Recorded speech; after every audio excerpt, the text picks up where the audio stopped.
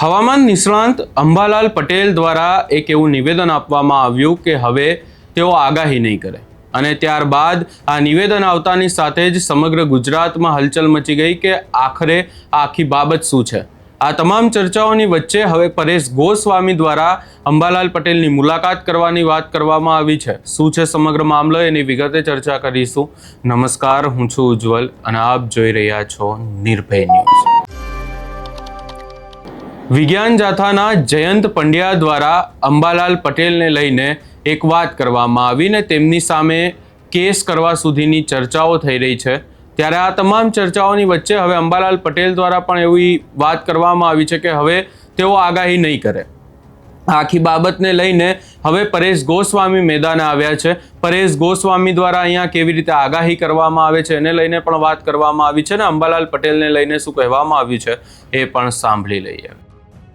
નમસ્કાર મિત્રો, ખાસ કરીને આજના વિડીયોમાં આપણે બે પ્રકારની વાત કરવાની છે। એક તો પવન, આવનારા દિવસનો વરસાદ, અને બીજું વિજ્ઞાન જાથા તરફથી એક નવું રિએક્શન આવ્યું છે। એમણે અંબાલાલ કાકાને જે પણ બીજા અન્ય જે આગાહીકારો છે જે વર્તારો કરે છે એ વર્તારો બંધ કરવો જોઈએ જેવી વાત કરી છે। એ વાત તમામ વાત ઉપર આપણે ચર્ચા કરવાની છે। સૌ પ્રથમ હું આપને પવન અને વરસાદની માહિતી આપું। પવન અને વરસાદની વાત કરવા જઈએ તો અત્યારે પવનની ઝડપ છે એ સામાન્ય કરતાં વધારે છે। ઘણા સમયથી આપણે અનુમાન આપ્યું હતું એમ 25 થી 30 કિલોમીટર પ્રતિ કલાકની ઝડપે પવન ફૂંકાઈ રહ્યો છે અને અમુક વિસ્તારની અંદર 30 કરતાં પણ વધારે ઝડપનો પવન ચાલી રહ્યો છે। આ પવન છે 15 જુલાઈ 2026 સુધી કન્ટિન્યુ ચાલુ રહેવાનો છે। 16 તારીખથી પવનની ઝડપમાં ઘટાડો થાય તેવું એક અનુમાન છે। એટલે 15 તારીખ સુધી હજુ પણ આવનારા 2 દિવસ સુધી 15 તારીખ સુધી પવનની ઝડપ છે એ યથાવત રહેવાની છે ને એ પછીથી પવનની ઝડપમાં ઘટાડો થશે। વરસાદની વાત છે તો આમ તો વરસાદના હવે 2 રાઉન્ડ હજુ જુલાઈ મહિના દરમિયાન જોવા મળે તેવી શક્યતાઓ છે। 15 થી 20 તારીખની અંદર છૂટાછવાયા હળવા મધ્યમ ઝાપટાઓ છે એ નોંધાશે। અમુક જગ્યાએ મધ્યમ ઝાપટા કરતાં પણ વધારે થોડોક સારો વરસાદ નોંધાય તેવી શક્યતાઓ છે। જોકે 15 થી 20 તારીખનો વરસાદ હશે, સાર્વત્રિક નહીં હોય, છૂટાછવાયો હશે, અમુક જગ્યાએ હશે, અમુક જગ્યાએ નહીં હોય, એટલે એ પ્રકારનો માહોલ રહેવાનો છે। એ પછીનું જે જુલાઈનું છેલ્લું અઠવાડિયું એટલે કે જુલાઈના જે છેલ્લા દિવસો હશે એમાં પણ ખાસ કરીને 25 જુલાઈથી લઈને 31 જુલાઈમાં પણ રાજ્યના ઘણા વિસ્તારમાં વરસાદની સંભાવનાઓ છે। જોકે કયા કયા વિસ્તારને લાભ આપશે એ સિસ્ટમ નજીક આવે પછી આપણે દરેક જિલ્લા વાઇઝ પણ એના વિશેની માહિતી આપીશું। એટલે ખાસ કરીને વરસાદ વિશેની આ માહિતીથી બીજી ખાસ આજના વિડીયોની અંદર આપણે અગત્યની માહિતી આપવાની છે વિજ્ઞાન જાથા વિશે। વિજ્ઞાન જાથા છે આમ તો એનું મૂળ કામ એવું છે કે જેને કોઈ ભૂવા ભરાડીનું કામ કરતા હોય, લોકોને જંતર મંતર તંત્રના નામે ઢોંગ ધતિંગ કરીને છેતરતા હોય એને છેતરાતા અટકાવવા, આવા જે અમુક કૃત્યો કરતા હોય એને બંધ કરવા, આ કામ વિજ્ઞાન જાથાનું વર્ષોથી રહ્યું છે। એ કામ એનું સારું પણ હતું, અમે એને સ્વીકારીએ છીએ અને આવકારીએ છીએ અને એમાં આજની તારીખે અમારું સમર્થન છે। પણ હવે એમને તકલીફ પડી ભારતીય સંસ્કૃતિ અને ભારતીય પરંપરા અને ખાસ કરીને જે આગાહી ખેડૂત સુધી પહોંચે છે એનાથી। હવે જો પહેલી વાત તો એ છે ભારત દેશની અંદર બે પ્રકારે આગાહી થાય છે। એક આગાહી હોય કે જે આપણે સેટેલાઇટના માધ્યમથી જે પ્રિડિક્શન કરતા હોય છે, જે અલગ અલગ મોડેલોના આધારે જે આપણે પ્રિડિક્શન કરતા હોય એને કહેવાય મિટિયોલોજીના નિયમ પ્રમાણે, મિટિયોલોજીના સિદ્ધાંતના આધારે હું જે આગાહી કરું છું એ પણ મિટિયોલોજીના સિદ્ધાંત ઉપર જે હવામાન વિભાગ અને સ્કાયમેટવાળા જે નિયમથી આગાહી કરે એ જ નિયમથી હું આગાહી કરું છું, ટેકનોલોજીથી। પણ અત્યારે બીજી આગાહી આપણા ભારત દેશમાં એવી પણ થાય છે ગ્રહ, નક્ષત્ર અને બદલી વાક્ય પ્રમાણે। હવે બે પ્રકારની આગાહી થાય છે। એમાં વિજ્ઞાન જાથાનો જે વિરોધ છે એ બદલી વાક્ય અને ગ્રહ, નક્ષત્ર અને જે આપણી પરંપરા છે એનો છે।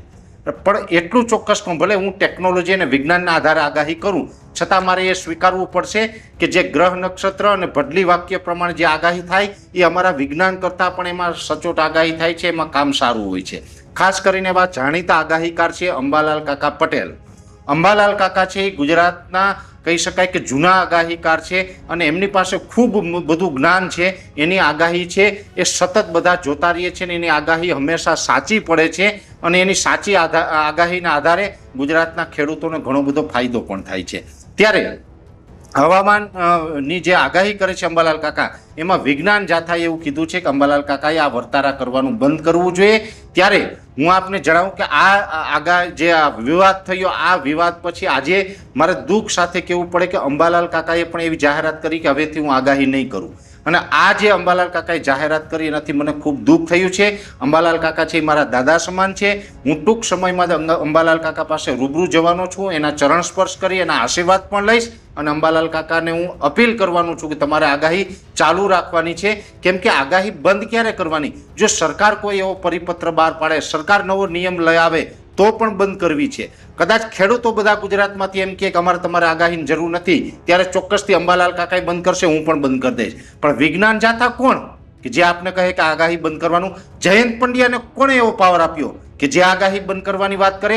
એટલે જયંત પંડ્યાના કહેવાથી કોઈ આગાહી છે હું પણ બંધ નથી કરવાનો અને અંબાલાલ કાકાને પણ હું નિવેદન કરું છું, હું અંબાલાલ કાકાને વિનંતી કરવાનું છું કે તમારે પણ આગાહી બંધ નથી કરવાની. તમારી આગાહીથી ગુજરાતના ખેડૂતને ઘણો બધો ફાયદો થાય છે. અંબાલાલ કાકા છે એ તો આપણા માટે ખૂબ સારું કામ કરે છે, વર્ષોથી ગુજરાતના ખેડૂતોની સેવા કરી. અંબાલાલ કાકાને તો ખરેખર સરકારે પદ્મશ્રી એવોર્ડથી સન્માનિત કરવા જોઈએ અને પદ્મશ્રી એવોર્ડથી સન્માનિત કરવા જોઈએ. આવા સન્માનની વ્યક્તિનું, વડીલનું વિજ્ઞાન જાથા છે વારંવાર અપમાન કરી રહ્યું છે. એટલે ખેડૂતોએ પણ હવે વિજ્ઞાન જાથાને જવાબ આપવાનો સમય આવી ગયો છે. અને બીજું, મને હવે આજે એક શંકા બીજી પણ પડી રહી છે.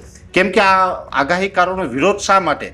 દરેક આગાહીકાર તમે જોજો, જે આગાહીકાર છે મોટા ભાગે બધા ખેડૂત પુત્ર છે અને ખાલી આગાહી નથી કરતા.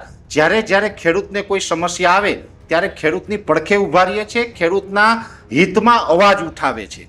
એટલે હવે આ આગાહીકારોને ઘરે બેસાડી દો એટલે એ ખેડૂતના હિતમાં ક્યારેય ન બોલે. આ પણ ક્યાંક ષડયંત્ર ચાલી રહ્યું છે. ખેડૂતોને જે કંઈ સમસ્યા છે અને ખેડૂતોને આગાહીનો લાભ મળે છે એનાથી વંચિત રાખીએ તો ખેડૂતો બરબાદ થાય, તો ખેડૂતોની જમીન છે એ પણ સસ્તા ભાવમાં કોઈ મોટા ઉદ્યોગપતિને આપી શકાય. આ પણ એક ષડયંત્ર હોઈ શકે છે. આની પાછળ મોટી સાજિશ છે, મોટા ષડયંત્રો ચાલી રહ્યા છે. એટલે હવે આપણે બધાએ જાગૃત થવાનું, સાવચેત થવાનો સમય આવી ગયો છે.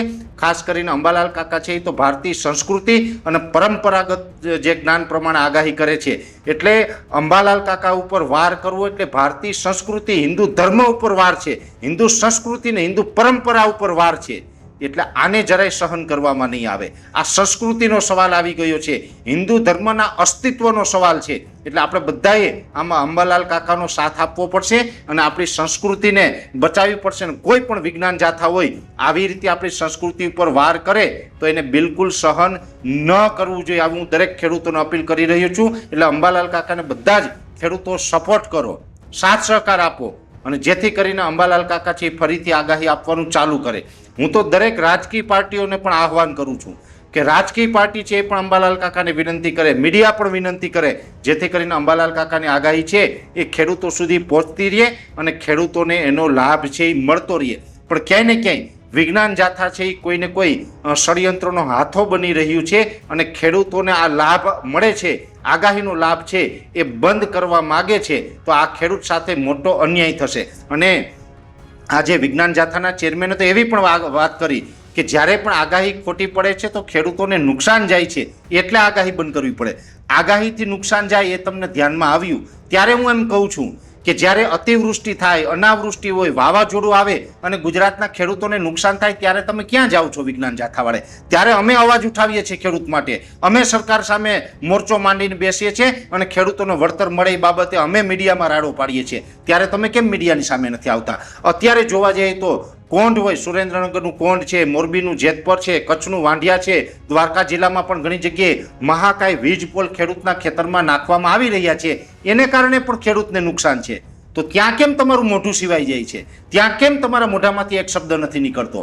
એટલે તમારી અંદર જે મનસા, તમારી અંદરની મનસા ખરાબ છે એ અમે જાણીએ છીએ. તમે ખેડૂતોને બરબાદ કરી અને તમારી ખેડૂતોની જમીન છે એ કેવી રીતે ઉદ્યોગપતિ પાસે જાય એનો સાજિશનો તમે પણ એક ભાગ છે એ અમે વિજ્ઞાન જાથાને સારી રીતે ઓળખીએ છીએ. એટલે તમારી જે આ મનસા છે ને એ અમે ક્યારેય પૂર્ણ નહીં થવા દઈએ.